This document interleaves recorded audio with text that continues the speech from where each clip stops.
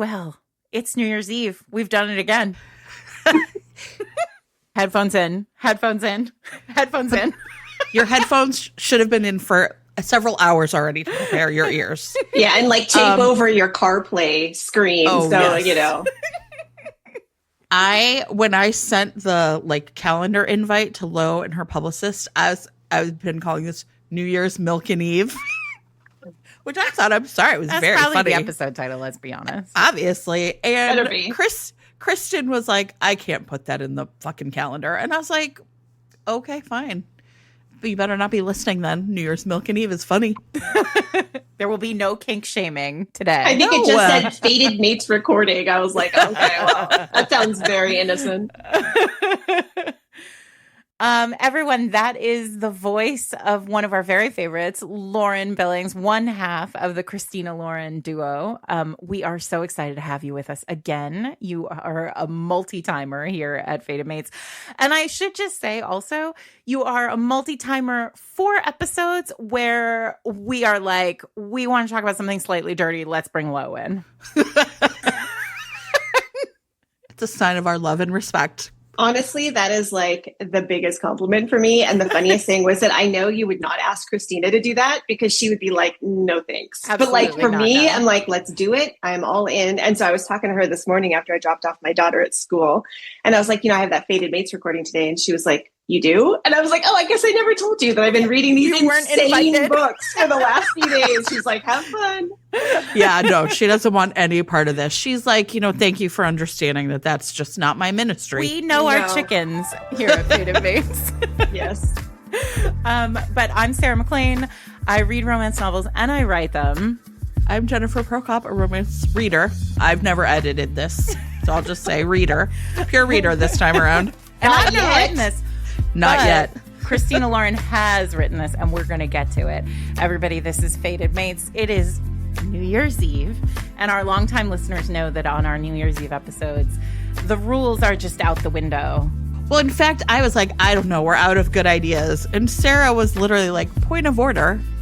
The best idea of all we have yet to do. And I was like, and like I don't know that I called it the best idea of all.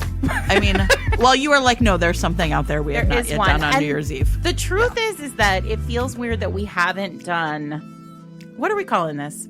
Lactation kink. Yeah, lactation. Yeah, kink. lactation kink, right? Because it does come up a lot. Now, here's the thing, though. Sarah, when it comes up, Sarah, I was thinking about this, too. This is on my list, which, by the way, I have a lot of notes I'm planning to burn later in my backyard in a fire. Yeah, and Sarah, when it comes up, I will be burning these later. Or I will be burned later, just moted. Sarah almost always calls it adult breastfeeding. And I'm like, okay, but it's not nutrition. Like, no, but no one's like... But sometimes it is. We're not Steinbeck here. Right. Where that is not where we are. The milk of wrath. No, not at all. Right. And so I was always like, I think that's not right. Lactation kink does sound. It is lactation kink, but more accurate. What I have discovered is that if you are, and I wonder if the two of you discovered this also in our vast research for this episode, because everybody, we are professionals here, I mean, all three of us. Mm-hmm. And so we planned this. Should we tell everybody how we invited Lo? Yes. You tell her. Yes. You tell them. Okay. So Jen and I were like, all right, we're going to do this. We're going to pull the trigger. We're doing it. And then I said, well, we need a guest. And obviously we know. I mean, there was you were the only, there was no list. It was you. And yeah. If she says no, we got to come up with another idea. We don't know what we're doing, yes. right?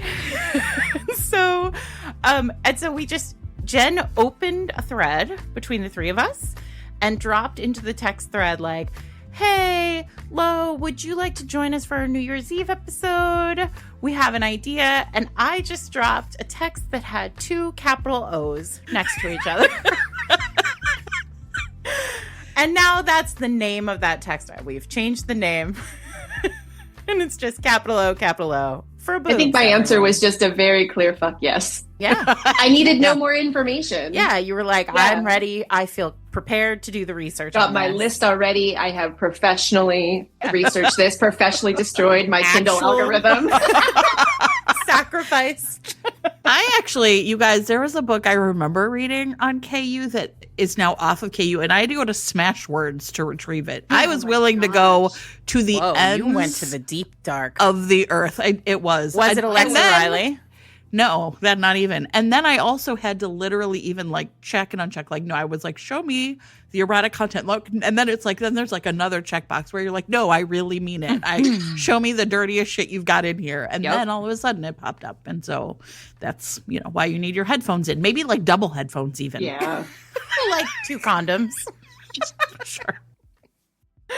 All right. So here's the deal. We are going to, but my problem is that when you actually search this stuff, some stuff, like the algorithm doesn't allow you to do a lot of searching around here necessarily. And the reason why I think I do call it adult breastfeeding is because that's what you have to put into Amazon to get like the full scope of the books. You have to put in ABF. Yeah. Which is like a porn / probably fic thing. I don't know, but it's there. Well, also, so just as a little aside, so when I had younger kids, one of my good friends had a baby. And this was when I was already writing with Christina. So my kids were like, 3, 4, 5, whatever. So I was not breastfeeding them anymore. Mm-hmm. And my friend had a baby, and this is, again, headphones in, everybody knows this. She was making a ton of milk, and she's a loving person. So she pumped and would save it. And she basically gave her milk. She donated her milk to women who couldn't breastfeed. Mm-hmm. And there's like sites that you can go to where you can like list, here I have this, like I don't drink, don't smoke, whatever, blah, blah, blah. So she was supplying this mother with breast milk, and she got so many messages from dudes who were like, there was like certain terminology, I guess. It's like from the source and all this stuff. And there's people who want to use it to make chocolate. And it's just like, it's a whole thing that I'm like, the audio format does not allow you to see Jen's reaction to that right now. It's probably for the best. I'd get fired for sure. But I mean, of course it is, right? Like of course there's a whole, and this is one of the things I do want to talk about is the Venn diagram of like these books, because I feel like there are 2 very distinct schools of this. Yes. And I think the gaze is different on them. Yes. So I think there might be more than 2. Oh, yeah, but I'm excited to get into it. But there is a gaze issue going on here. Oh, for sure. For sure. Okay. I'm so excited. I don't even. Okay. You know what? Here's what I was thinking would be to cover. So much to cover. A fun place. Now, listen, we're all women of a certain age. We've all been reading romance for decades. Yes. Before the advent of the Kindle and everything that it can bring into your reading life. So I thought it would be really interesting for us to also talk about, like, do you remember the first time you read this in like a traditionally published, self-publishing didn't really exist. So like, when's the first time you remember reading this? Because I vividly remember. I will. Can I start? Okay, you want to go? Okay. You go. No, you go. No, you have a plan. You go. You came up with the question. Okay, sure. All right. So for me, you guys, and this is wild, it was in Sandra Brown category romances, those love sweeps. And there were that 2 dirty bird. Oh, yeah. Right. And there were, listen, everybody, I'm going to say this with like a little, one of them is actually, I downloaded from the library because it has been like translated into like an ebook format, which is Sunny Chandler's Return. And in this one, it's just like they have this, and I like went back and reread this. And this probably would have been the first time I read, although I don't necessarily have as vivid a memory as this. This was 1987. And in this, they have this really interesting conversation where he like sort of talks about how he was like a cop, and he would do like, he'd be like, I often fantasized about like women's breasts, but not in a, and they have this really interesting conversation where he's like kind of in a nurturing way. Right. And she sort of says, like, I guess I can kind of understand that. Like sometimes when I'm really stressed out, I imagine like putting my hand, like my head on a man's shoulder, like, right, like sort of being enveloped and held in that way. And like maybe it's just like comfort. And I was like, okay. So I was rereading this and I was like, okay, sounds good, but it's not what I remember. And then like later on, like the first time they're having sex, he basically says to her, as he is like thrusting into her, like, one day I'll drink your milk. And I was like, oh. Sandra Brown knew the job. And yes, was she did. kinky as fuck. I love And it. here's my disappointment This isn't in a us. love swept, everybody. A love swept romance. Yes. This week's episode of Fated Mates is brought to you by Michelle Dayton, author of Every Other New Year's Eve. Oh, this is such a cute premise. Paige Larson is riding high on the future and possibilities at New Year's Eve 2019, like so many of us, Paige. What a time. And she ducks into a neighborhood bar for a celebratory drink where she meets Will Weber, who is having the same kind of vibes, very excited about what's to come. Like 2020 is going to be a great year. They have a little bit of a clashing personality, but they have a very, very good physical attraction. And the two of them dance the night away, grooving to 1970s music in this very unique bar that neither of them have ever been to. But when Paige and Will try to find the bar and each other the following day, because they had such a great time, they realize that the night was even more magical than they believed. This bar appears for only a handful of hours every 2 years in an abandoned city lot on December 31st. And it turns out the two of them are living in different timelines 2 years apart. So this book travels a span of 8 years and all the life changes between Paige and Will as they search for a way to find each other through space and time. This is a perfect happily ever after for a happy New Year's Eve. And what a great book to be on this week's podcast. Yeah, so if you are interested in finding out more about this book, it is available in print and in ebook. And if your podcasting app supports it, you can click on the chapter title right now to be taken to buy the book. Thanks to Michelle Dayton for sponsoring this week's episode.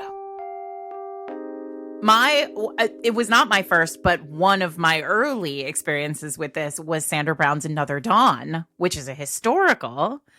And that's also, listen, there's a lot of kink that goes on in this book. This is a book between a young woman, like 18 or 19, like very young, and she is jilted on her wedding day and then ends up like seeking solace in the arms of her parents' best friend, who has been in love with her mother for like his whole life. And now he's like, why not? I'm in Jacob did it.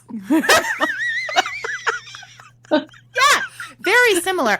Actually, I wonder if you will never know if Stephanie Meyer was a Sandra Brown fan, but it actually is very closely aligned because like he did like hold her as a baby. And yeah, yikes. And it's super dirty. And then she gets pregnant and he's, classic Sandra Brown hero, like absolutely fucking terrible to her, but also very happy to like get on the tit. Sorry, I just said it. I mean, somebody was going to have to break the seal on that. Yeah. But my first, and like I can remember I've never reread this book. It is Bertrice Small's All the Sweet Tomorrows, which is the second in the Skye O'Malley series. And now listen, this part of the reason why I've never gone back to this book is because this whole series is just, aside from being fully banana pants, is also, you don't want to know, right? Like deeply racist, super problematic, carries with it all the things that the 70s and 80s carried with it. But this is number 2 in the series. And like the plot of this book involves Skye selling herself into white slavery to a harem, to a sheik in the Middle East, who has a lactation kink. And so he gets her pregnant along with the rest of his wives and just milks them all. And little baby Sarah, at like no more than 12. Yeah, sure. Was like, is this real? What is this? Do people real? do this? Yeah. They do that? I mean, like, we sort of think to ourselves, like, what are these kids finding on Reddit? Well, I was in All the Sweet Tomorrows. So yeah, amazing. I mean, and I remember just being, it's the first book first romance novel I read. And like, I had, by this point, had read a bunch of, like, I was just reading whatever I could get my hands on. The more normie shit, right? Yeah, I mean, normie shit. I was reading Jude Deveraux, which, like, And then I but I can remember getting to this book and being like, oh, I could get in trouble if my mom knew I was reading this, you know? Yeah. Like it sort of, I even then understood like this is kink in a way that like none of the other, all the other stuff is very like, you know, white bread and mayonnaise. Yes. White bread and mayonnaise.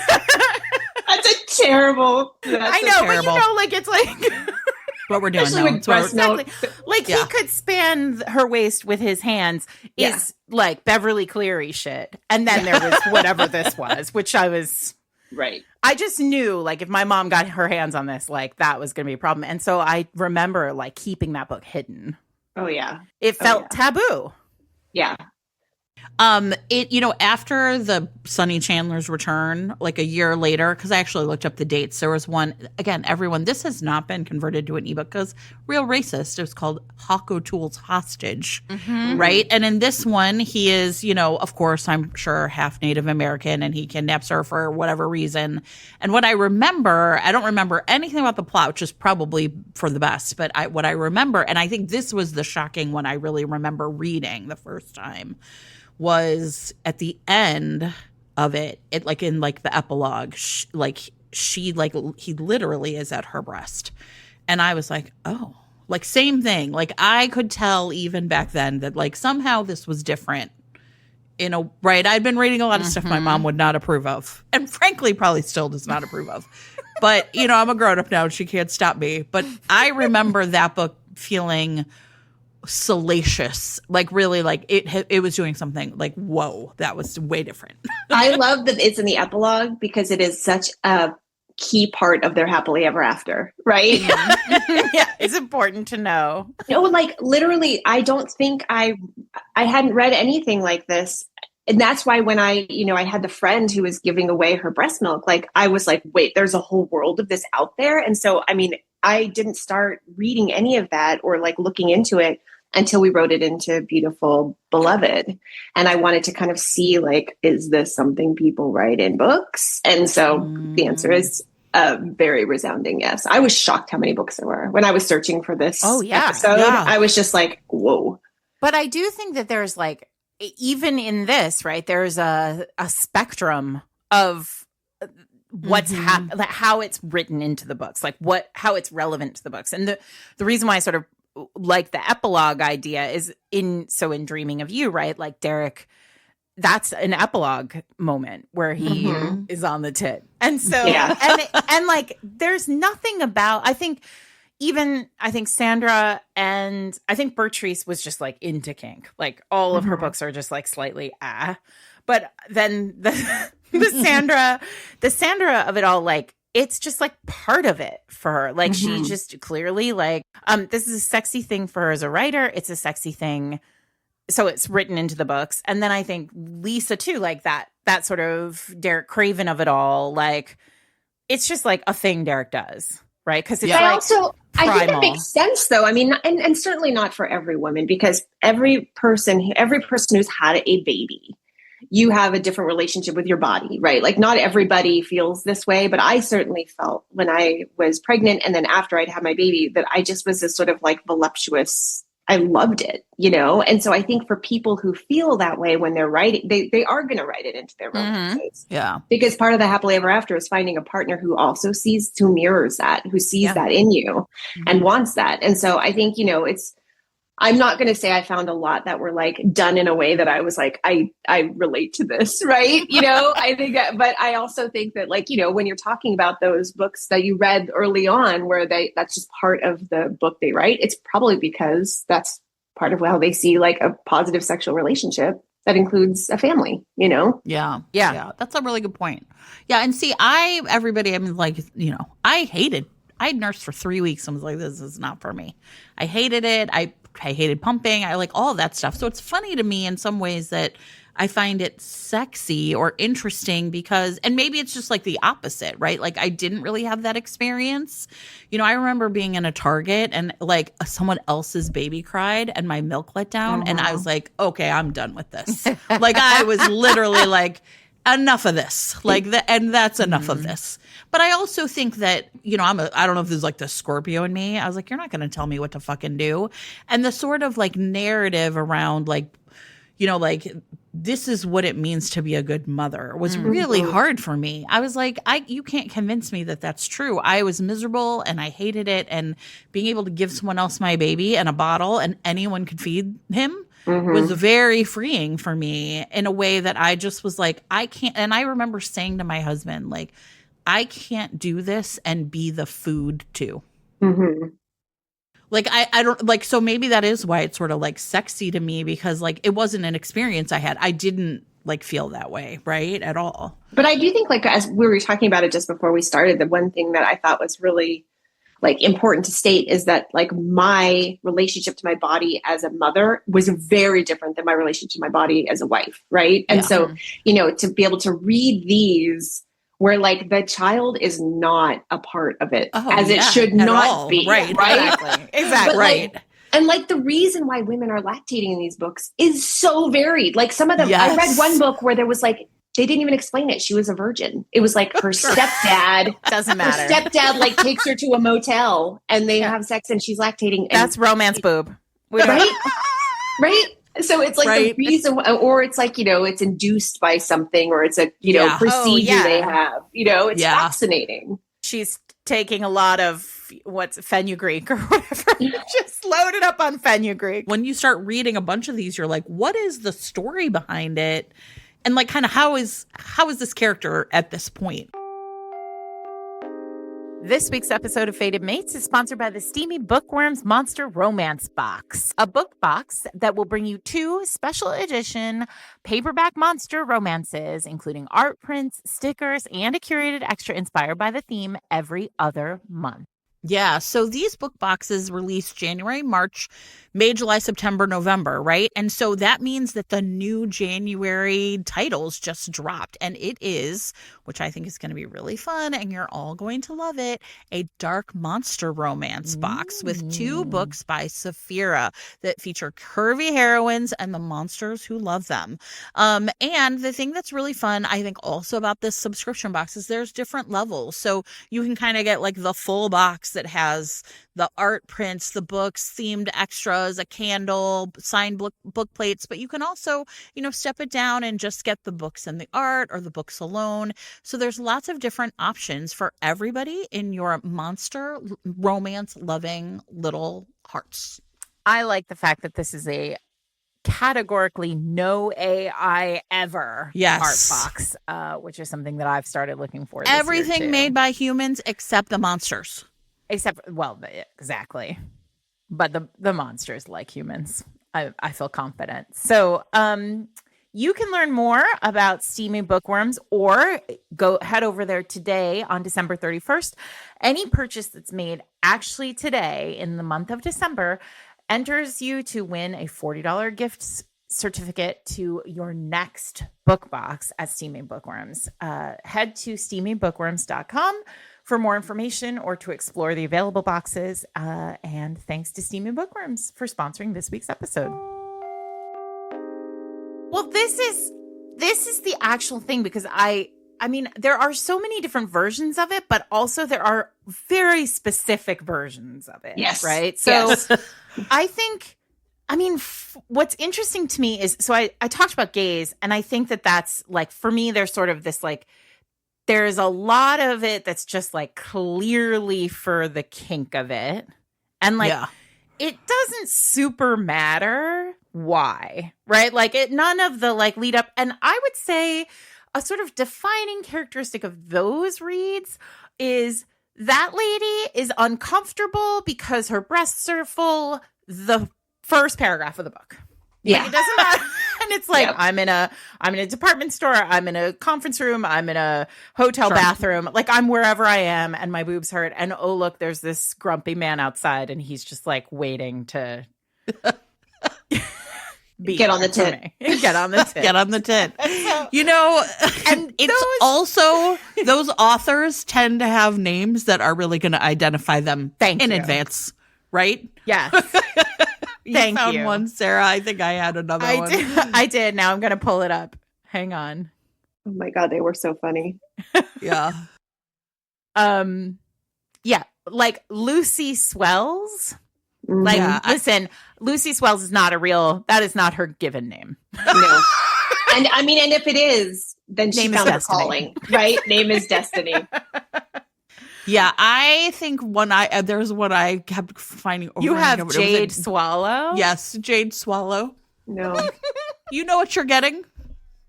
But also, listen, I'll say it. Like, these books did not do it for me. Like, I needed a little bit more, like, of a story. Yeah. And listen, everybody, I need, like, vermouth waved over the top of the martini. I don't need a ton of story, but I just need, like, a slight entry. I got one that I really liked. Okay.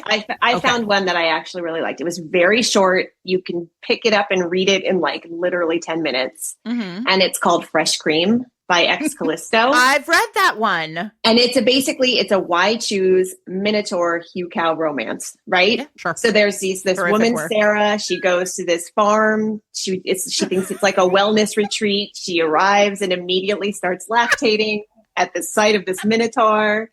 And turns out she is like the dream woman to come and feed these 3 Minotaur and breed their baby Minotaur babies. I mean, I actually liked it because I felt like I get why she's doing this. And I think part of it is a soft entry and then a very hard book. Yeah. So I don't know. That one worked for me. I think maybe it's because it was the Minotaurs. It's like we can be sort of have this like the monster. There's something that induces this state, you know? Yeah. Yeah. Yeah. And you guys, I'm like so dumb. I was actually like, I like kept looking at something. Okay. So there's an author called Luna Stark. Yep. And she has written a 21 book series called The Dairy Diaries. And I was like, the dairy. Like, I just like in my brain, I was like, and then I was like, oh, that's the Dairy Diaries. Okay. And I read the one because I am, again, dirty, fine. There was one about like essentially voyeurism. Mm-hmm. So it was called The Milky View, a show for my grumpy neighbor. And I was like, oh, this is absolutely what I want to read. And these two are super into like the voyeurism of it all. Like, right, like she's in her window and she's like watching him masturbate and he's watching her like lactate. Again, why? I don't even actually have any memory. And then they realize that like they're so noisy that there's some like creeper in the neighborhood who's also sort of getting off on listening to them. And so then at the end of the book, like the ultimate scene in this book is that they go to this guy's backyard and have like sex in his backyard so that he can watch them and they both have a great time. And I was like, you know what? These two lost souls have found each other. Performing. But I was like 21 books and they're all, like, my motorcycle friends, like whatever, right? Like you can choose your poison because they're all essentially, it's not, but I will say I do remember the writing is just terrible, right? Yeah. And so I'm sorry, they are like, right. Like these types of books in this class are going to be what they are. That's not what you go for though. Yeah. That's not why you're there. Goal. Yeah. And so I will say in this Luna Stark, I was kind of like, oh, these are sentences. You guys, the bar's on the floor again. It is. There's some like scene work, like, and so I you appreciated that as well. I did. I was, I mean, thing, but when you're talking about this now, I feel like I'm remembering actually the first thing I ever read, and it was fan fiction. It was Twilight fan fiction, and it was called Volturi Dairy, and it was basically Edward is a farmer who like basically his cows are women. And Bella comes to the farm and he like has a stall for her and he like hooks her up to machines and she is like the Hugh cow thing. But it's to the point where it's like cow play as well. So it isn't just about the lactation thing. It's like she has like a plug that is a tail and all that whole thing. And so I feel like there's these, there's overlaps with like furry situations happening. And like, I guess what I'm saying is I didn't realize how vast the world of lactation kink was until I started doing some work for this episode. And I was just like, wow, the world is large.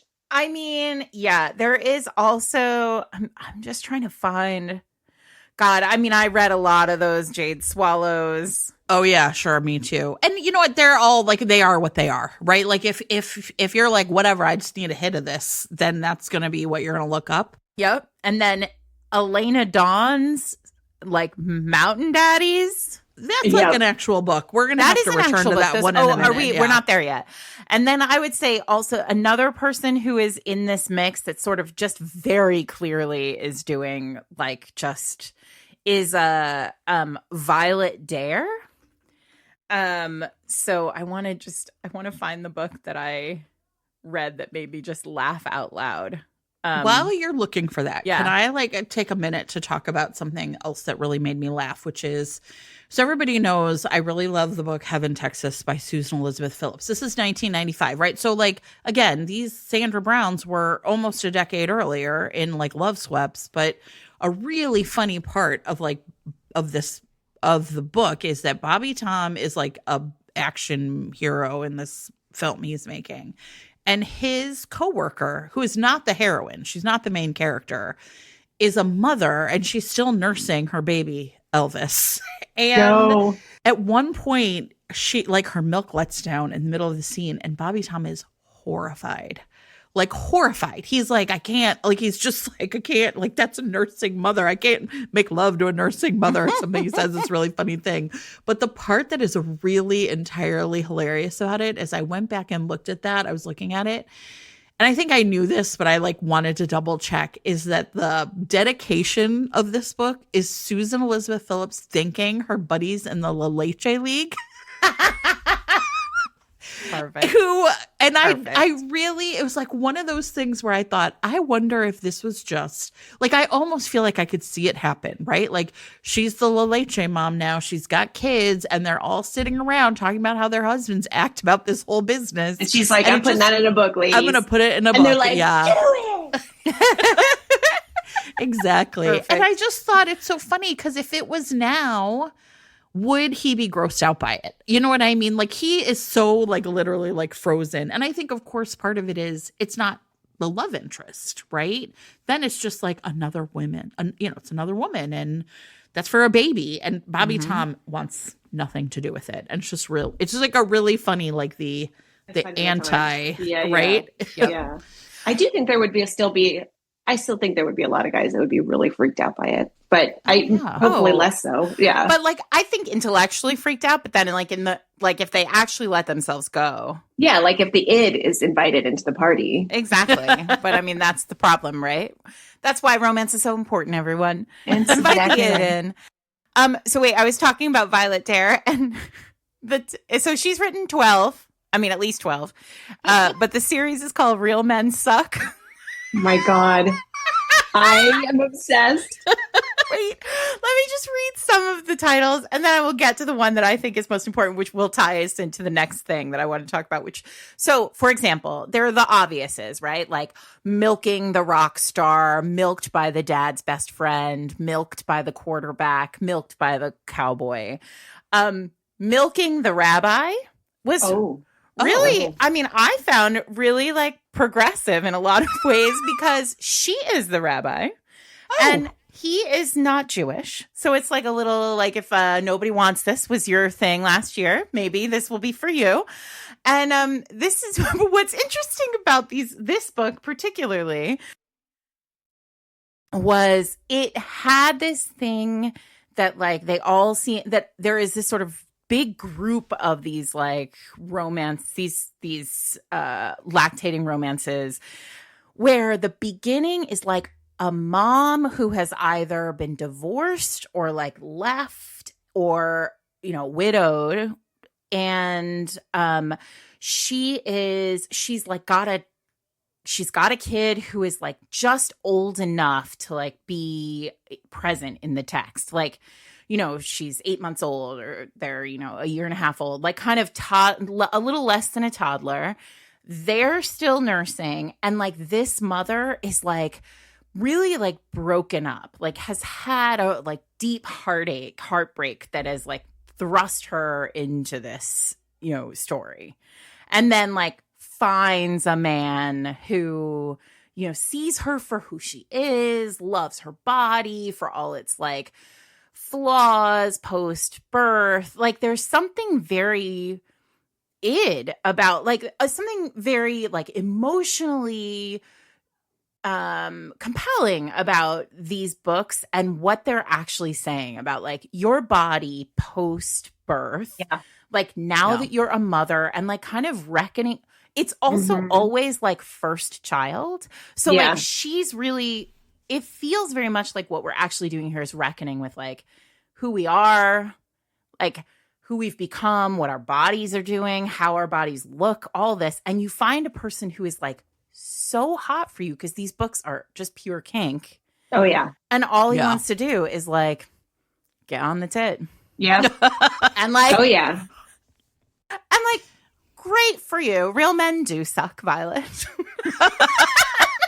But you got to wonder like where some of these authors are coming from. Like I read one where it was a single mom. She had a couple of young kids and she was doing sex work to support her family because her husband had left her. Mm-hmm. And it was like very kind of straightforward about that. And then she gets picked up by this guy, a cowboy in a pickup truck, who basically is like, do you want a long-term thing? And she's like, what are you talking about? And he like, just to like cut to the chase, he like brings her back to his farm, gives her and her family a cottage. And all she has to do is like feed him her breast milk. And I'm like, to the author, I'm a little bit like, are you okay? Like I'm working through something with this one a little bit. You know what I mean? Like, I think there might have been some like, this is what I have milk to give. That's the only thing I have to give. And like, this man is going to take me back to his farm and like support me and my kids. Like, that's a real mood, you know?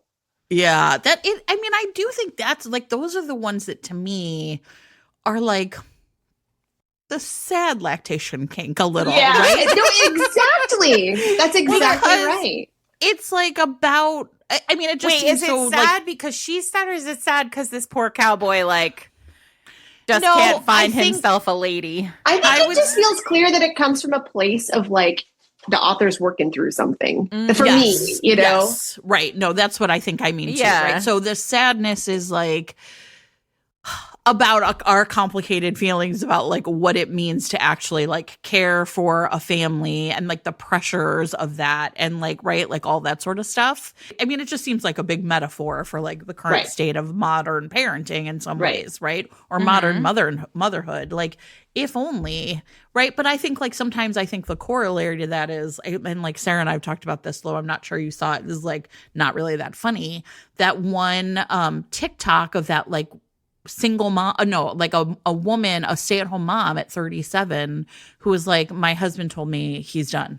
He's getting divorced and I have nothing, right? Why didn't anybody tell me that I would have nothing? And so I think sometimes like what the fantasy is the like, no, like what I am doing right now is actually valuable, the endeavor. Yeah. This week's episode of Fated Mates is sponsored by 831 Stories. 831 publishes really fun, sexy romance novellas that have people talking and binging their entire back catalog. So you might have noticed they're really fun, bright, two-tone, like color block covers. They're really evocative to me of like those old Penguin classic covers. And the deal is that these are like read it in one sitting contemporary romances featuring women that feel really grounded, adult, and fun. So, for example, in Alexandra Romanov's Big Fan, we meet Maya, who is a political strategist who ends up working with her teenage boy band crush now that they're adults. Adorable. Alice gets sent off by her boss to work at a wine harvest in France. And I'm very much looking forward to, in January, a WNBA romance, Rooting Interest by Kat DiSabato, a queer love story where a journalist is assigned a profile like essentially the WNBA star player. Perfect for Jen. So very perfect for Jen. Jen. This is now December is over and we're entering Gift Yourself season. And so you can sign up for a membership to The Ones and get every new 831 Stories release shipped directly to your door, which I sort of love the idea of because it harkens back to those old Harlequin boxes from when we were young. You'll also get lots of perks like a Spoonie welcome gift, discounts across the site, including their iconic trope hats and early RSVP access to events like their legendary book swaps. So if you're not ready for membership, though, that's okay. You can find all of the 831 titles wherever books are sold, or go straight to the source and peruse all of their books, merch, and membership at 831stories.com, where you can use code FATEDMATES to get 10% off your first order. That's 831stories.com, code FATEDMATES for 10% off your first order on eligible products. Thanks to 831stories.com and 831 Stories for sponsoring this week's episode. Because I had been reading some like bananas shit, like honestly, some of the craziest shit. And then I read this, and a lot of these are very short. They're like, so short, because how much could there really be? Right? I mean, it's, but that one I was a little like, oh, that's sad. So then I had to go find another. And I mean, I think there's a lot of metaphor in all of these. Honestly, there's another one that I think there's this one called Bigger. And it's by titles by Casey Kane. And so the heroine is this woman, Polly, and she's this like super powerful attorney, but she's like super high powered attorney, multi-million-dollar settlements for her clients. And she is tall and skinny and flat as a board. And she's tired of being powerful and she's tired of being skinny. And so she basically finds this doctor in Spain who can help her grow curves. So she goes to Spain, and like all the women that work in the office are just like busty and curvy, and they like open their shirts and are just like milk is just pouring out everywhere. And she's like, I want that. And so then she goes in, and the doctor gives her like 3 vials, and he's like, take this one when you get back to your hotel, take the next one 2 hours later, and then the other before bed. And she's like, of course, like 5 minutes from her hotel. And she's like, oh, I'm close enough. I might as well just take this first vial now. And of course she like wakes up in the cab, and she's like undressed, and she's trying to hump the cab driver, and she's super hypersexualized. And, over the process of all this, like she does develop curves, and they take her into round 2, phase 2, which is where she starts lactating. But it's sort of like, it's this very like, I want to become curvy, hypersexual, and it's all like doing everything the man says. It's sort of like being this sort of drone, like he tells her, get on your knees, she gets on her knees. And like, I mean, obviously that is a kink that we can totally like meld in with any of this, right? But there was something so fascinating to me about like basically becoming just like the male ideal of like a sex bot. And that's when I was like, who is this for? Like, who is this specific book for? Well, that's one of the good examples of, like, for me, I think those books feel very male gazy. Mm-hmm. Like, these books are like taking gender essentialism and turning them into a milkshake, right? I mean, it is no pun intended. Like there's right. I mean, literally, like that's what they are doing, and it is right. Like, obviously, it's like.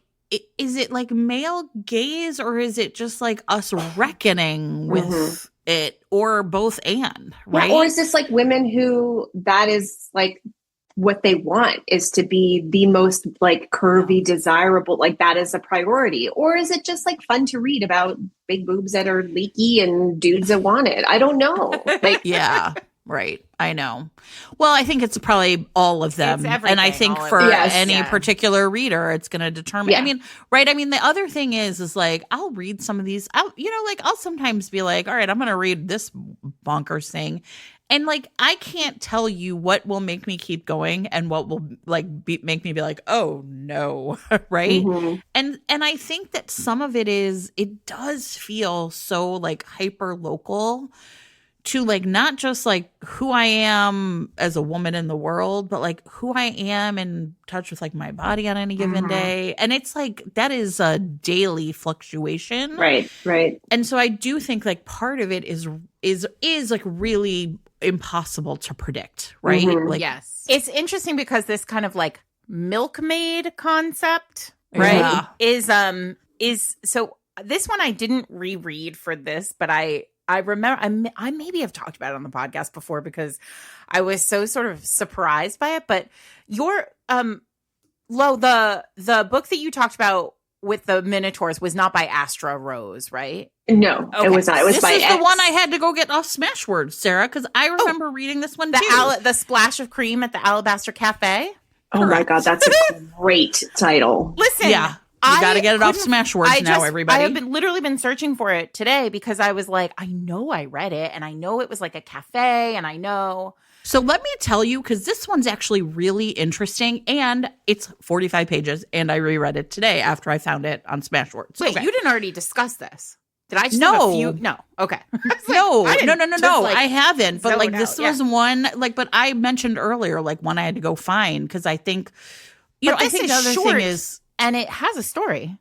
I think there are authors for whom like they dabbled in some of this stuff, but like I think that the KU store now is like really cracking down on some of it. And so I think you have people who are potentially keeping some of their catalog that's like kind of more romance or like more acceptable kinks online and then pulling other ones off. I have no idea, but it's just really interesting to see which of this author's books are still on KU and which of them are now on Smashwords. Okay. So here's the other thing, though, that's really interesting before I tell you the plot, because I reread it. So you're remembering it correctly, but this book came out in September of 2021, about a month after Morning Glory Milking Farm. Wow. Okay. But so I think my point here is, okay, so for those of you who we're not going to really talk, Morning Glory Milking Farm, they're milking different something kind of else. Milking. That's different. It's a different kind of milking. Another one I greatly enjoyed. Same. Me too. Same, right? Okay, so here's what happens in this book. Summer is our main character. She is desperate for a job. And she lives in New York, and she is like at a job just like Violet in Morning Glory Milking Farm. Yeah, correct, right? And that's why I was like, no, I really think this is like an inverse conversation with. Yes, in conversation with. So she goes to, she gets turned down for a job as a barista or something. I kind of skimmed over the beginning. I was, wanting to get skimmed over it. 46 pages. Couldn't do the beginning. Okay, I started at 140, everybody. I found it finally. I'm with you. Okay. So she ends up getting a job at this coffee shop that pays $25 an hour, like way more than anybody else. And so she's like, great, I need this job. She gets hired. But one of the things that she starts to realize is that like there's all these guys coming in and saying like, I'm a member of the coffee club and one of the other baristas, and they are all stacked. And she actually says this at some point. It's like Hooters if it was a coffee shop. Will take these like men into the back, and then like she sees them like tipping whoever took them back in cash, and she's basically like, okay, I want in on this. What's going on? So she starts to like sort of investigate. And in the meantime, a young man comes in and tries to pretend he's a member of the coffee club. And they, like all the other baristas, the milkmaids, Jack, can tell that he doesn't actually know what's going on. And they like show him the door. Okay. So in the meantime, Summer figures out that like what the other coffee baristas are doing, they're the milkmaids, is they are essentially milking men straight from the source in the back rooms, just like you can suck on my tits. Okay. And so then it's like kind of like there's like a unionizing aspect to it, I would say. Almost. They do. They like, right? She like gets them all together. Well, because their boss is an asshole. It's not really that. It's that they realized that there was a market for this, and they approached him kind of like, we need you to be the front for our milking story, right? Or whatever. So she starts doing this, and like she's getting off on it, and it's not intercourse. It's just literally she's having orgasms from being milked. So then Jack comes back. Okay, now this is the part where because she's taking a drug, right? Yes, it's a drug. Yes, actually, it's like an aphrodisiac plus. Correct. It's called Cassandra, and the thing with the drug is that it was on the market as a birth control pill, but this was a side effect, so they took it off the market. But then these women, along with like the head woman, actually Kimmy, had been pregnant and sort of like realized that like her man was into it, and then she was pregnant again, and he left her. So she, she was like essentially a businesswoman. All of this in 45 pages. I know, it's so fast. I know it really was. Which sometimes I read one of these and I think to myself, this is not a first timer. Like, no, this is somebody who knows how to plot a book and just like had an idea this like kinky story. Correct. Mm-hmm. So then we'll never know who. If you're out there, Astra Rose, I'll keep your secrets forever. Yeah, I'll probably tell Jen, honestly. But other than that, and filthy daddy kink. We'll keep it between us. It'll just be four of us. Yeah. So anyway, here's the part that's really funny. Jack returns and is sort of like, well, what are they doing in the back building? And she's like, what back building?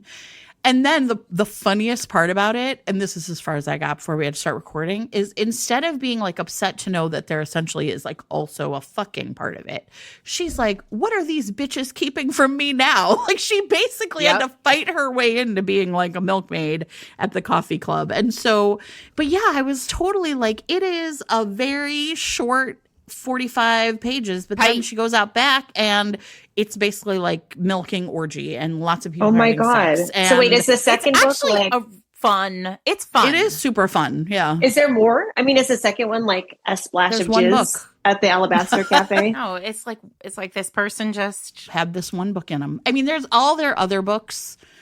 They've written a lot of books that are like kind of daddy. Right. And then they actually have a recent series that is more like it's dark romance that it looks a little too dark romance for me.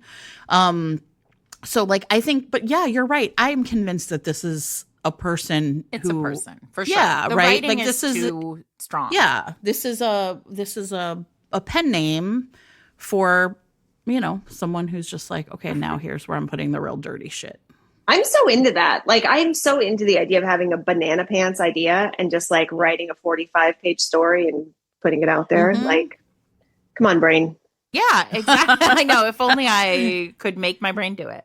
I know. I also just feel like this is the place for us to talk about the AR taboo name, which is so Alexa Riley, who was sort of like, back in the day, like it's a dual it's a writing team, and they were writing like Jessica Kane before Jessica Kane, like really short, sexy, hot, very a lot of taboo, like super dirty, like a lot of daddy, a lot of age gap, a lot of like I'm with my teacher, I'm with my coach, like that kind of stuff, like kinky, like taboo romance. And then they launched on their website, their private website, AR Taboo, which is not always like, it is like more kinky, more taboo, more intense. Like some of this stuff is like incesty. Like it's very taboo. But they have obviously a lactation kink like fan base, because a ton of those taboo books include lactation kink.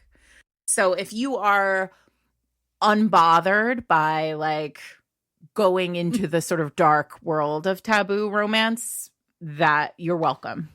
You're gonna have a great time this holiday season. Yeah, and a lot of these books you have to like listen. You have to buy direct. You have to go to their website. That stuff can't be on Amazon because it's This week's episode of Fated Mates is sponsored by Avon Books, publishers of Stasia Stark's We Who Will Die. Okay, so this is a slow burn romantasy set in a Roman-inspired world with vampires. Our heroine is Arvel. She and her younger brothers live in the perilous Thorn District. She's faced with a really impossible choice. She basically has made a magically binding vow to do the impossible, which is kill the Emperor. Only the Emperor is an ancient vampire created by a god. So in order to like sort of get herself in the position where she can actually even carry this out, she has to first enter the Sundering, which is an arena where only the fastest, strongest, and deadliest survive long enough to be selected to be part of the Emperor's elite guard. Okay. But then what happens is essentially her brother's lives are in the balance, and so she has no choice but to ally herself with the man who once shattered her heart and with the Emperor's sadistic son, Rorik. Both of these guys are vampires. Their motives are impossible to pin down, but Rorik seems to have the key to understanding the powers Arvel is developing. These abilities that would both put a price on her head if they were discovered by the Emperor, but also allow her to actually kill him. So to survive the arena and complete her mission, Arvel must get to the bottom of a conspiracy that will change everything she thought she knew about herself and these two vampires who are deeply entwined with her destiny. Well, if you are looking for a romantasy set against ancient Rome with vampires and second chances and a love triangle between two brothers, this book is for you. You can read We Who Will Die right now in print, ebook, audiobook, or with your monthly subscription to Kindle Unlimited. If your podcasting app supports it, you can click on the chapter title right now to be taken to buy the book. Thanks to Stasia Stark and Avon Books for sponsoring this week's episode. So I read two romances that I would fully unabashedly recommend. That's not true. I obviously recommend a lot of these, but I'm talking about full length in a different way. Yeah, full length romances where I would be I wouldn't necessarily recommend them to the mom at my kid's school, just right off the bat. But a fated mate, close friends, that's my right. close personal fated to mates, the people who are put double headphones in and are ready. 50 minutes in, they're yes. The ladies who are still here and gentlemen who are still here. Okay. And the first one is one that I had seen recommended a bunch, and I actually I bought it 2 or 3 years ago and just never read it. And that is The Wild One by Daisy Jane. And I think I have that. I don't know if I've read that. Okay, go ahead. So the premise here is it's reverse age gap. At least that's how it's billed, but that means, she's older. She's a woman who has been left by her husband, who divorced her, asked her for a divorce the day she realized that she was pregnant. He left. Now she's a single mom. She's really strapped for cash. Again, this kind of mythology of the women who do this in the books, often there is this kind of I'm really down on my luck. She's an Uber driver and in this small town because she can keep her kid with the car seat can go with her everywhere. And she falls for the guy who owns the local automotive shop, which actually it turns out is not just a local one. He's he owns 2,000 automotive. He's the CEO of a major corporation. Sure. Because he inherited this corporate. It doesn't matter. Not important. But of course, he's a king. So he's in his late 20s. Jen, you'll love this. He has sure. Late 20s king. Yeah, Jen, he has a tattoo of Marlon Brando on his chest, which made me laugh because I thought of you instantly. But sure. Listen, I'm the for Christian it. Grey of it all. Sure. The book is called The Wild One, and it's a Marlon Brando movie, The Wild One. So anyway, point is, she is super. She has enormous. She had enormous breasts to begin with, and now she is, lactating. She's breastfeeding, and he is so wildly turned on by the shape of her, by just everything about her. And she is you're 10 years younger than me. And this 10 years younger than me. And this can't be. You don't want any part of this. You're a young, strapping man with a Marlon Brando tattoo. I'm a mom who is just trying to hold it together. And finally he's no, but I really do. I really want to take you out. And it's very cute. He uses the Uber app to call her every day to get her to come and pick him up and take him to work every day so he can have the 10 minutes in the car with her every day. And he asks her out on every car ride. And finally she gives in and they go out, and he is so into the fact that she's breastfeeding and she's producing milk, and all he can think about is he just wants to touch her, he wants to hold her, he wants to fuck her, he wants to get on the tit, he wants to do it all. Her body is a wonderland. And and it's there's also a ton of will they, won't they? He's sort of reckoning with the death of his father. She's reckoning with the loss of her husband. She feels very sad. She feels very unlovable. This is not the kind of life she can have. It's she's not the kind of person who gets this ending, this happy ending. And it was really compelling. And also the breastfeeding was the sex kink. It was just very clear that these two just wanted it the whole time. And I really enjoyed this one. Like, I would recommend it to anybody. I feel like that is the book that we were all like looking for, right? That was like the golden goose that I went into this experiment looking for. And like, it's hard to find, but I'm totally going to read that. Yeah. And it's not like, it does not, it's halfway through before there's like sex on the page. And it's really entertaining. I had a great time with it. That's awesome. It might not be halfway, but it's not right away. Yeah. This author, I've read other books by them. I think that I think overall tend to write really interesting kink of all kinds. Oh, so what else have you read? Hold, please. I'm going to tell you I want to know. Shit. Well, I think my point, though, is like in most of these books, it's like regular people who kind of don't even know how to name what they're looking for until they like kind of find it, right? So I have also read, and like some of these I like started and then some I didn't. There's like a bunch of daddy ones that have like all the names are like real daddy shit, right? Like where it's like all the names are like about sweets. One is called Cherry Pie. Use your imagination. Oh, okay. Sure. Right. But I also read, and you guys listen, not for everyone. I am not saying this is for everyone, but I will read weird shit. So fine. I shouldn't, no kink shaming, but this, I think most people will be like, We're talking about lactation kink in this episode. Yeah, so I think that sort of goes without saying. Apologizing. I don't know. It was even, I was like, but these people are still here. You know what I would say though, for me, it was like, I think this author, it's like, really genuinely is like, okay, one of the things I'm always saying is like people aren't as curious about their characters as they should be anymore. And so when you read something where you're like, this isn't really my thing, but like this author is like deeply interested in how characters could get to this place. Yes.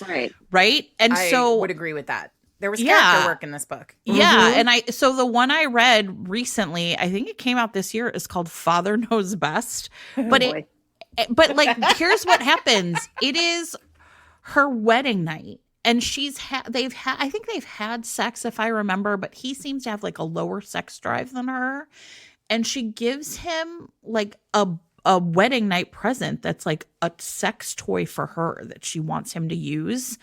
And he is actually, and I want to say it's like a butt plug. I don't even think it's like that intense, but he kind of freaks out about it. And she like runs out of the room and runs into his father, who is like a really like sexy hot guy, who's kind of like, what's going on? What did my son do? And essentially like ends up kind of essentially offering to like almost like be their sex surrogate.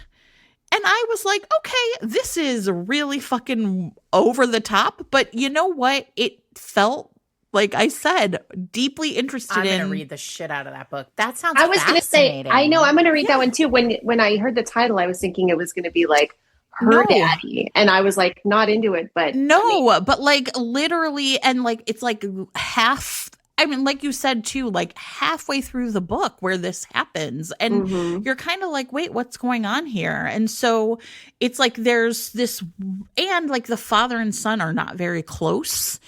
And so it's also this like really weird part about like, how do you repair this relationship with your like grown adult son? And is it fucking his wife?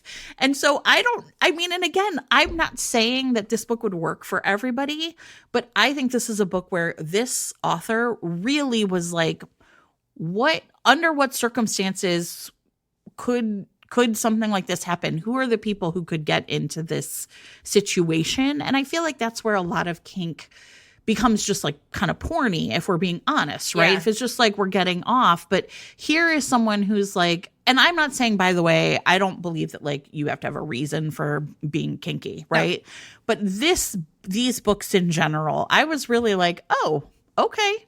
And I read the whole thing. And I wouldn't say I thought it was like the sexiest book I've ever read, but I was really interested in it. And I think the author was interested in it too. So that was the interesting thing about the Wild One book by her also is like, it was a contemporary romance novel. Yeah. But like where she was interested in the negotiation of these two people as people falling for each other and reckoning with themselves and evolving as through whatever challenges they were evolving through. And then also deeper into the tit. But I think that's when we also get back to the idea of like the gaze and who the book is for, because obviously those books are for us, for the three of us and other readers like us, where we want to see character work. We're curious about why they are the way they are, what drives them, what turns them on, like how they relate to each other, how they find that, how they complement each other. Like we're interested in that. Whereas I think like a lot of these stories that we've read, they serve a different audience, an audience that just wants to like open a Kindle and have like just dirty smut. And like there's nothing wrong with that. No, we enjoy that on more days than New Year's Eve. So for me, I would say like Elena Dawn is probably like the hybrid of that, right? So it's like really dirty. It's mostly kink, but like it's more than just like, oh, here's a person who can write a few sentences. Like they're, and there are kind of two that I read. There was one, it's called, now this is the one that's like, you guys, gender essentialism is a milkshake, right? Which is Mountain Daddy's Milk and Honey. Oh, I love that you just said gender essentialism. We're talking about breastfeeding. Like this is but I know every book it feels. Yes, and sometimes it's even like more intense. And I think the reason for this is, and you guys listen, this is not going to work for a lot of people. Fine, but it was her stepfather, right, when she was younger, and so this was her mom's husband, and then like she hasn't seen him in 10 or 15 years, and now she's like in her early 20s. And she like comes back home and is basically like, but she's, again, like flat chested and right, like kind of what Lo was talking about earlier with like the bigger, right? And like basically it's like what she really wants is like, I'm going to be a woman and I'm going to please you when I have these huge, massive tits. Oh, I see. You know what I mean? I get it. And so I think that's the part for me that felt different, is a really explicit, like, I'll be womanly enough for daddy. I see. You know what I mean? As opposed to just like, I have a body that makes milk. Yeah. Right. Yeah. You know what? I'm actually wondering now, when you said gender essentialism, I did not dig into this, and we'll have to ask Adriana, but like, I wonder if there's any ABO stuff where there's like male lactation. Oh, I'm sure there is. I'm sure there is, because like Mpreg and all of that, while I was searching, and I was like, well, I don't know anything. Like I know, but I'm sort of like, don't understand the Omega Verse. I know, but I also feel like I'm sort of like letting the audience down here by not bringing at least one like Mpreg male lactation thing. I know. And well, promise to do better. Ask Adriana, and if there is something, we'll put it into show notes. Everybody, listen, I can tell you all right now already for sure. There's like heated rivalry Mpreg where Shane is the one, because Shane would be the one. Adriana will know. Right. So it's on there. Right. But yeah, I would say like for me, that's not, Mpreg is really not for me. So for me, I did not read any of that. Yeah. 2 New Year's Eves ago, we did Omega Verse with Adriana and Allie Hazelwood, and I still don't. I did 2 hours on it, and I still I'm like, don't so they're understand. Werewolves. I need like a full course. It's 2 hours is not enough. Yeah, I still think they're werewolves. I know they're not. I don't understand. Yeah. So this series, the one, it's like called Spice in the Mountains. In the first book, it's just the two of them, and then like his friends show up and are kind of into her tits too. And then in the second book, she wants to get pregnant, but he can't have kids, and so they invite the friends in to essentially have like a gangbang with her, and then who knows who's the daddy? It's just lots of fucking. Could be anyone. Yeah, but I will say so that though, also like, leads. It was a book. It felt like a book. It didn't. Yeah. A very, very dirty, filthy book, but still a book. Yeah. Yes. Well, we have done a breeding episode. Did we do that on New Year's? Maybe. I'm sure we must have. It must have been New Year's. Of course. I think that was with Joanna Shoup. Fated Mates. Yes, searching it up, really everybody. Was. Yeah. Because we did, when she did that Happy Mafia. New Year, Breeding Kink with Mila Finelli. Yep, that was last year. Oh, that's 2 years awesome. ago, the 23rd, 2023. So you can head over there, because I do think the lactation kink and the breeding kink kind of, they can be knit together in an interesting way. And so, yeah, like if you like one, I think you'll be predisposed to like the other. I agree. Tend toward both. Yeah. I do love the mashup of the tropes though. Like I know I already mentioned like the Minotaur, wide shoes, huge lactation. Like I love that. This is one that like pairs very nicely with a range of tropes. So I'm just like, for any like aspiring writers out there, like don't be afraid to just like drop a little dribble of a lactation. A little dribble. Oh, low. There it is. This week's episode of Fated Mates is brought to you by Lumi Gummies. Consistent, mellow, and super delicious, Lumi Gummies are specifically designed to make you feel good, not stoned. Whether you're looking for an end-of-the-day de-stressor, a midday mood boost, or help getting the best sleep ever, Lumi Gummies have a strain that's right for you.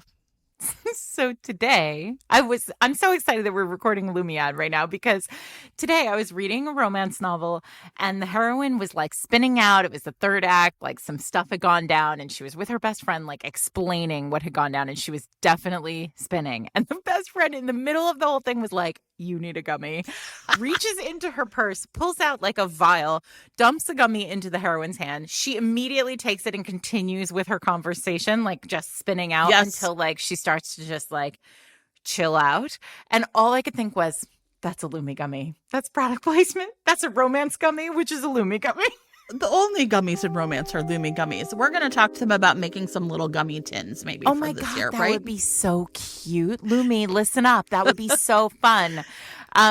Anyway, if you are a romance heroine or have one in your life, yes, then Lumi Gummies are available nationwide. Go to lumigummies.com. That's LUMI gummies.com and use the code FATEDMATES for 30% off your order. Again, that's LUMI gummies.com, code FATEDMATES. Lumi Gummies, code FATEDMATES. And thank you, as always, to Lumi Gummies for sponsoring this week's episode and 2026.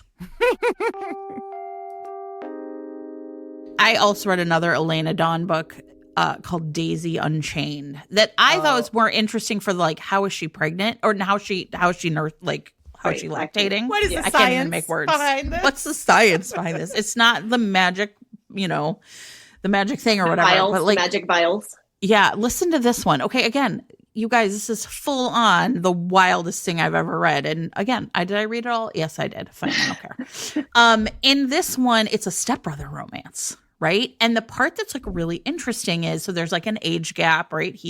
She's, I don't know, like young. She's like 20 and he's 37 or something.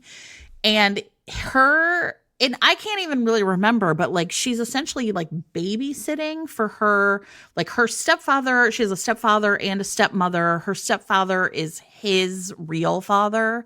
And there's like a baby in the house, and she has been essentially like treated like the help. She's like just being expected to take care of this baby, whose name is, by the way, is Titus. Titus is the baby's name. Fine. I was like, sure, why not? And I don't know why that made me laugh. Why do these babies have wild names? Anyway. I have one where the baby's name, that one I was just talking about, the baby's name is Jet. J-E-T-T. Sure. Okay. And here's the thing that's real. And she almost is like trapped in the house. Like she has been like, she's been treated like the help, but also like kind of daddy's little girl. And there's like a lot of Cinderella with lactation. Yes, exactly. And she is very unhappy and can tell that like something is wrong and not right. But the only person who likes to hang out with her is the baby. And apparently, and part of me is like, this to me feels like urban legend, which is like you can induce lactation if you let a baby nurse you, even if there's nothing there, right? Like, so even if, you know what I mean? And I was like, is that real? Anyway, that's what happens. Well, we have a scientist with us. Did you do any research on this? I'm everything above the neck. Like I am not a below the neck. Like I'm a neurologist. Yeah. So close. So she would like let Titus do this for comfort, and then her milk came in, and now she's like, well, I guess I'm doing this. And then her stepbrother, Cyrus, I can't remember again these names, walks in and it's basically like, what the fuck is happening? And Cyrus and Titus. Where did this baby come from? the stepfather, I don't know. So this is simply not my business. Half brother. Yes, it's Cyrus's half brother. Right. And her like stepbrother. Yes, something like that. Look at you. That's so impressive. I was like, I don't know. And they're not related. There's no They're blood. not related. No. And the thing that's like then really fascinating is like they have incredibly dirty sex. Like, and I mean, like, he is basically like that you can pump and give that baby bottles, but those are mine now. And then it's just like, and like it's anal. Like he's like, you could do anything. I'm all into it. And like, and she loves it because she feels like there's this really interesting thing about like motherhood for her. I've been forced in the position of caring for this baby, but like not actually getting any of the like fun benefits of it, namely fucking. And therefore, this is great for me as well. And it's just honestly super over the top. But so, yeah, I think Elena Dawn's really leaning hard into this in lots of ways. But I like that, you know, there's a backstory there of why she might have parental attachment issues. And like, there's, you know, I mean, there's at least an attempt there to create like character depth.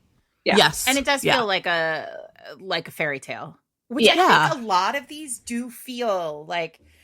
You know, we've been talking so much on the podcast recently about how like contemporary romances, like they don't feel they have magic in them anymore. And like, or many of them like seem to not have like that magical spark. And these books all have like a real element of like, none of this would ever happen, everybody. Right. Like this really is a full magical experience. But we like that. And we don't need to be grounded in reality. I think it's okay to, even in contemporary fiction, to like, and contemporary romance, to start putting elements of the like unbelievable in there, because that's why we go to romance, you know, like we don't all have to have like a business that, you know, everybody has done, like your starter job. It doesn't all have to be a coffee shop.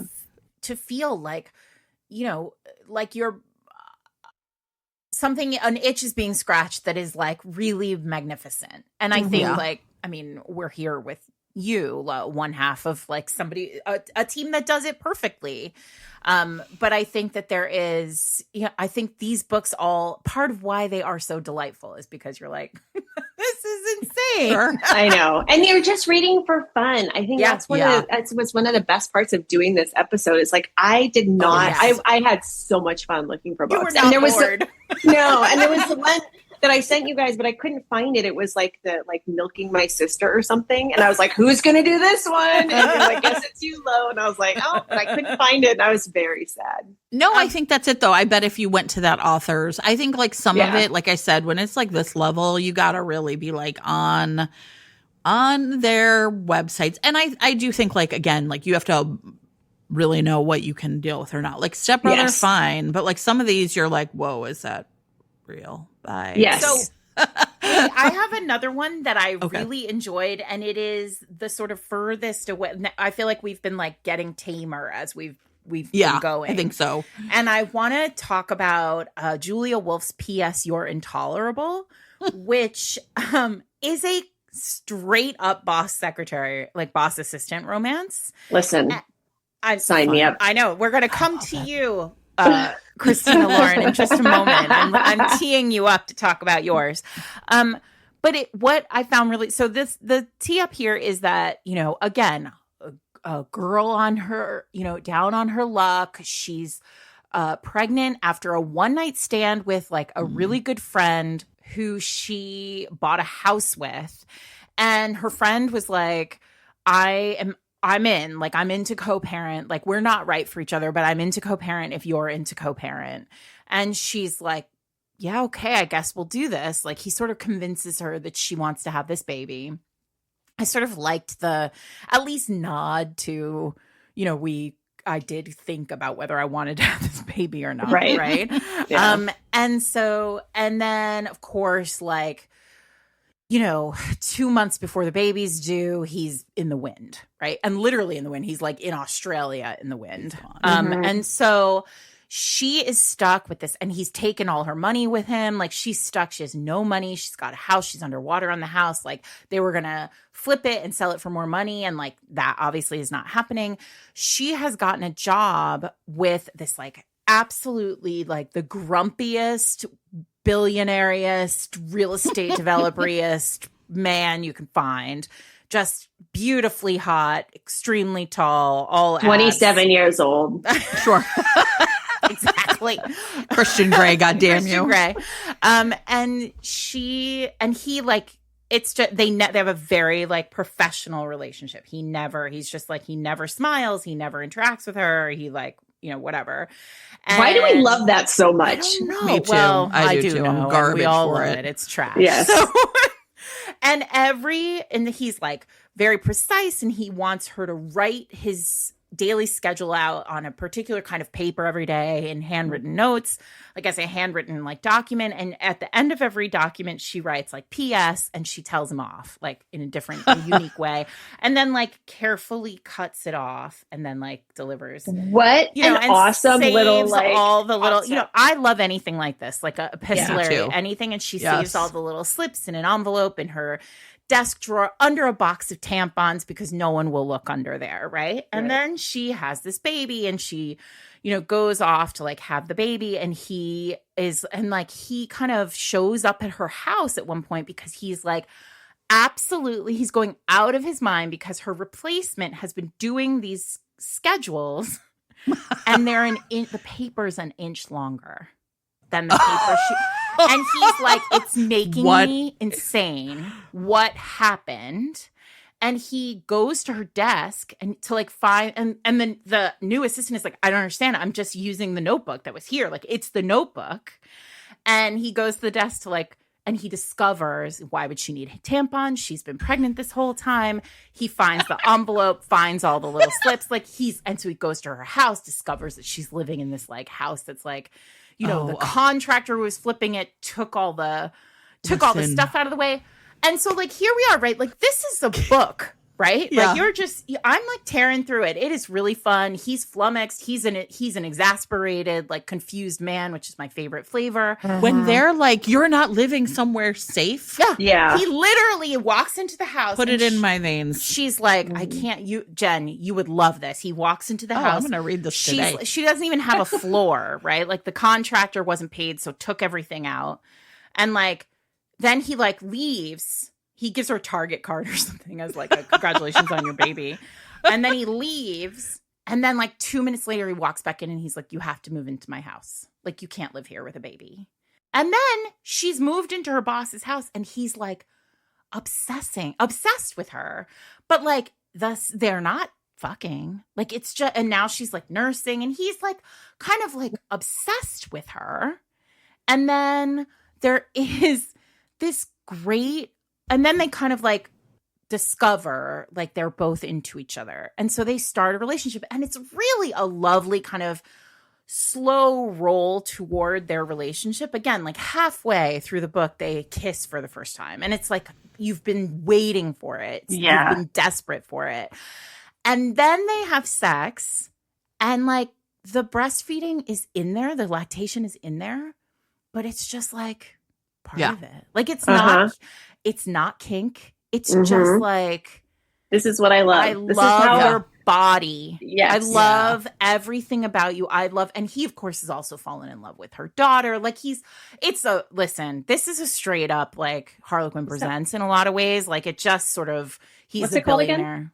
again? P.S. You're intolerable. Oh, that's right. I'm into it. And it's really, I had a great time. It has been a while since I have had a book where like I put it down and then like went through my day and was like, oh, I can't wait to go to bed tonight so that I can read it. I love that feeling so much. And I really just opened my Amazon to get it and look at what was on mine. I downloaded that one too. I'm showing this picture. It's thirsty and it's basically just two boobs, everybody. I just want to, no, hold that up again. I'm going to take a screenshot of you doing it so I can just be like, amazing.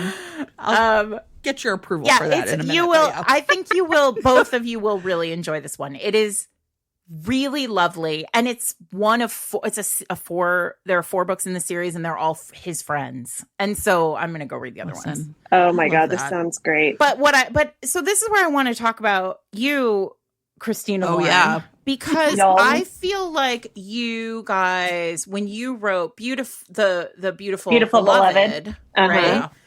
I feel like you were aiming for this kind of thing, this kind of like, I love your body moment, not like, hey, let's get kinky and on the tit. Yeah. I think a lot of it was, we were trying to do something different with this couple versus like Chloe and Bennett. And at the time we were really trying to like, for the Beautiful series, we wanted every couple to kind of have their own thing that they did. Right. And so we were more successful, I think, with the first 3 books with Beautiful Bastard, Beautiful Stranger, and Beautiful Player, where there was sort of like the, boss and assistant, the strangers, the voyeurism. And then for Will and Hannah, it was a sort of teacher student, like, let me teach you how to date kind of thing. But for Max and Sarah from Beautiful Stranger, we had the novellas. Who are my favorites, by the way, my faves. Yay. So I read all of these more than once. Yes, correct. Multiple times, of course. We have, novellas for each of the couples. And so Max and Sarah, well, they have a couple for them, but one of their novellas is Beautiful Beloved. And so when in Beautiful Player, which is Will and Hannah's book, Max and Sarah find out that Sarah's pregnant. And so we wanted to do something because their thing was going to the sex club and having like sex with one way or two way mirror I don't know. I'm not a detective, but anyway, people could watch them, but they couldn't see out. Right. And so they're, in this room, they're having sex and people can watch them, but they don't know who's there. And that's like, really, that was Sarah's thing. So when she has the baby, she's very much like, I don't feel like myself. Like I haven't gone out.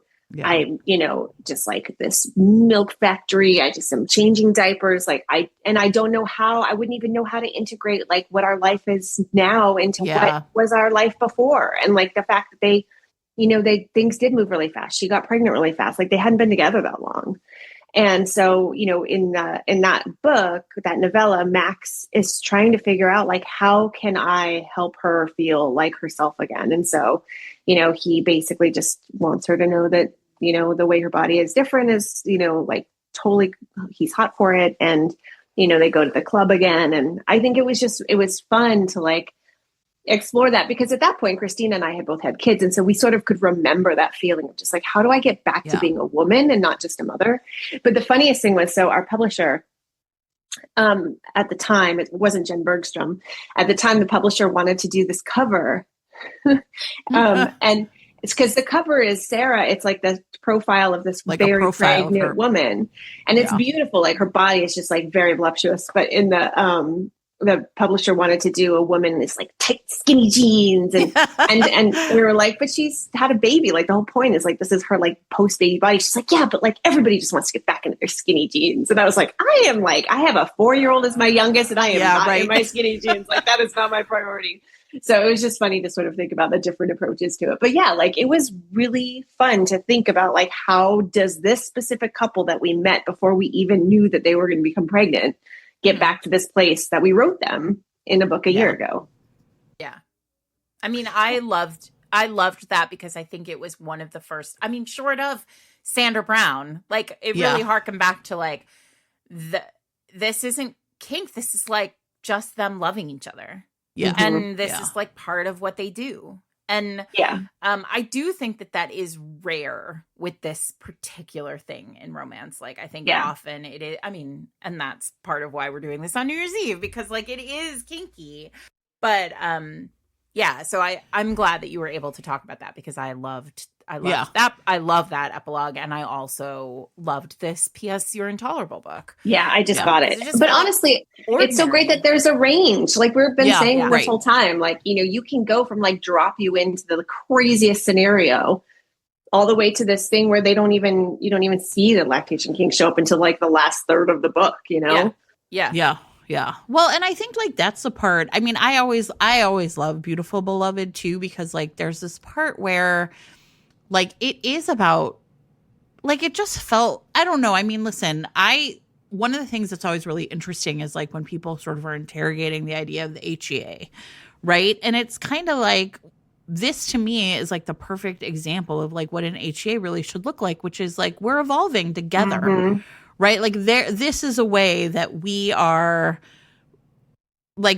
still the people we are, even though our lives are different. And like what we're trying to do is like always just like reconnect in the way that's going to like be good for you or me or both of us. And, you know, and I think like that's the part about this. I remember like, I think at the end, like there's a scene where they actually get to the club and like they're kind of a known quantity. Like people like to watch them and they haven't been around in a while. And it's like really sexy, but it's also really clear that like what they needed from that has changed. Like now that, and I just thought it was really terrific. Right. And so I sometimes think like, you know, if you're a person who's like, I don't want to read epilogues or I'm not interested.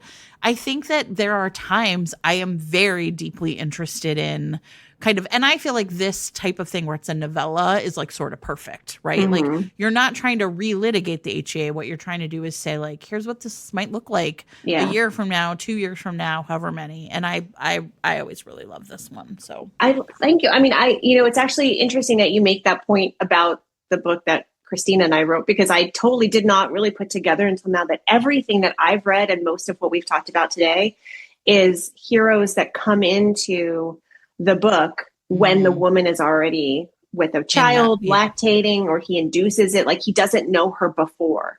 And so that the whole thing is sort of about him becoming obsessed with her because of this thing that her body's doing versus like an established relationship where this is a change that's happening and he embraces it too.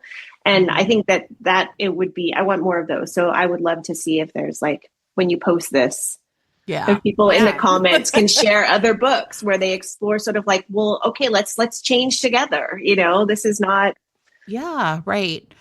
Well, maybe that is a little bit where the line is between like erotic romance and like straight up just romance.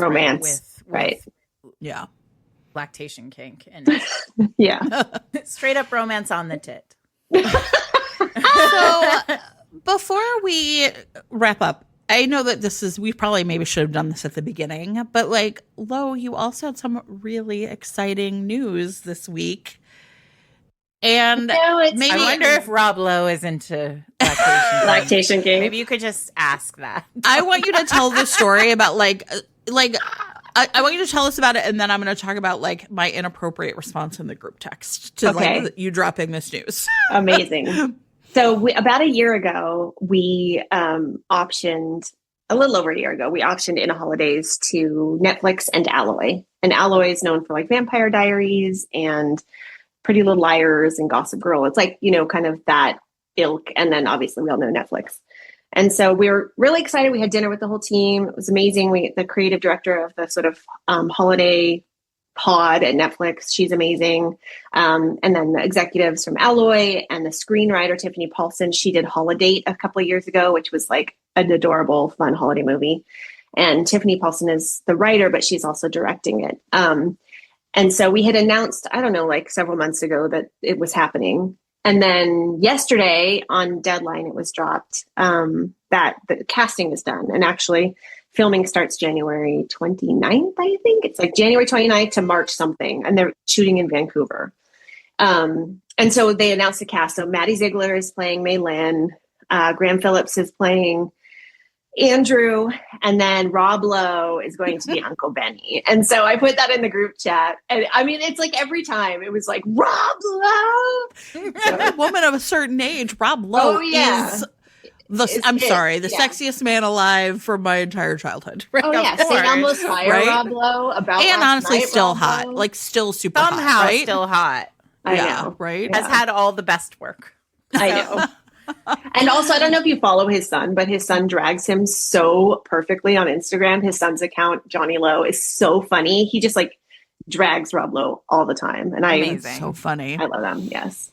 Yeah. So I literally was like, instead of saying congratulations or I'm so excited or, you know, any of the nice things you say when good things happen to your friends, instead I was like, Rob Lowe? And then, well, we were all like, literally a few minutes later was like, oh yeah, congratulations. Yeah, this is great news. Great news. Do you think you'll meet him? Right? I was like, so that's so exciting. I know. I'm really excited. And it's funny, you know, Christina and I have been around for a long time and we've had a lot of things optioned and like we've had kind of every level of experience with Hollywood where it's like, things get optioned and fall through. We like written scripts and then the company goes bankrupt. We've like had things almost get greenlit and then a new executive comes in and they want a whole new slate that's just their stuff. Like, Sarah, I'm sure you've had the same experience where it's just like, you can get so close to the million things and you just never know if something's going to happen. So for this to have been like greenlit, cast, and they it's have the set shooting. Fun. It's such that's a fun book. It's a perfect holiday story. I cannot wait. I'm excited. Thank you. Yeah, we're super excited. That's amazing. Well, I just think that you should have all of your romance friends at the premiere. That's all I'm saying. I'm just going to like shoot my shot right now. I love it. I mean, it's on Netflix. So I think the premiere is at my house on my couch and we can all like. Sure. Fair enough. Yes. We're going to have them simultaneous. LA, Chicago, right. New York. Listen, and we should just zoom you heard it here first. Zoom the group in. Well, you know how you can do the like watching together on Netflix? Yeah, that'd be so fun. We'll just get a bunch of people in everybody's house. Done. I just think it's exciting because I feel like for so long there was just like such a dearth of like romance remakes, and then I think with Bridgerton and Red, White, and Royal Blue, heated rivalry now, right? People say People We Meet on Vacation is terrific. It's so good. Yeah, it's so good. That I think that hopefully we're gonna just see way more of these, and I think the heated rivalry experience has been really awesome because it just feels like this is how reading romance feels. It's not often how watching romance feels. And so I'm really excited to have, in a holidays be one of those because I love that book. I love a time slip. I love we're going to do a time. Yeah, it really is exciting. It's so exciting. Bring back fucking around with time as a unifying theme because I love those books. Well, so that's exciting. Filming is starting in the new year. That's happening. What else is happening next year, Lauren, of Christina Lauren? So we have a short story coming out with Amazon. It's called Accidentally Yours, and it's just a little Valentine's meet cute. That's coming out January 20th? I don't know, sometime. Check our Instagram. And then we have a book coming out in July. We didn't have a new book out last year. We did the special edition of Love in Other Words because we'd written a book and we were like, it's crap. We cannot do this. So we took a year off in a way and we just toured for Love in Other Words, and that was super fun. But this July, it's called The Romance Revival, and Jen has read it and given us incredible feedback per usual. And it's basically the story of a scientist named Emery Finch who marries this guy, Luca, after she met him very briefly, and they are deeply, deeply in love. But a few years after they're married, she is back to her old tricks of being obsessed with her job and never home and working, just being a workaholic. And she, on their anniversary, is late to their dinner and he gets hit by a car and dies. And so Emery must use her super secret job to figure out how to fix the problem. So fun. It is really fun. I have not read it, but I'm waiting. Okay, well, I can send you. I have past pages. Home. I'm sure you're gonna get. I know that a print copy. I will get a copy in my house. This is so exciting. Christina Lauren is back this year, and it sounds like next year is going to be world domination for you, and we could not be happier about it. From your lips, let's do it. I love it. Lo, thank you so much for joining us for this silly, silly night. New Year's Eve episodes always, they are a very specific audience, loves them and waits all day for them to drop. Well, Happy New Year, everybody. Early. They usually drop early. So, everyone, Happy New Year. It is another year with you, and it is unreal that you all still stay with us and spend time with us every week. We are very, very grateful to have you. If you have a book that we have missed that you think we would love related to lactation kink, you can drop it anywhere on our social media. You can drop it on Instagram and Threads at Fated Mates Pod, or on Blue Sky at Fated Mates, or head over to the Discord where I am certain a lot of people are already discussing today's episode. You can join the Discord at fatedmates.net/Patreon. I'm Sarah McLean. I'm here with my friends Jen Prokop and Lauren Billings, one half of Christina Lauren. We are fated mates. And Happy New Year, everyone. May 2026 bring all good things. Or at least some good ones. I mean, again, Jen. the bar is low. Jen. Sorry. It's been a tough year, everybody. Grumpy sunshine here, as usual. We love you. Please take care of yourselves and each other, and we will see you in the new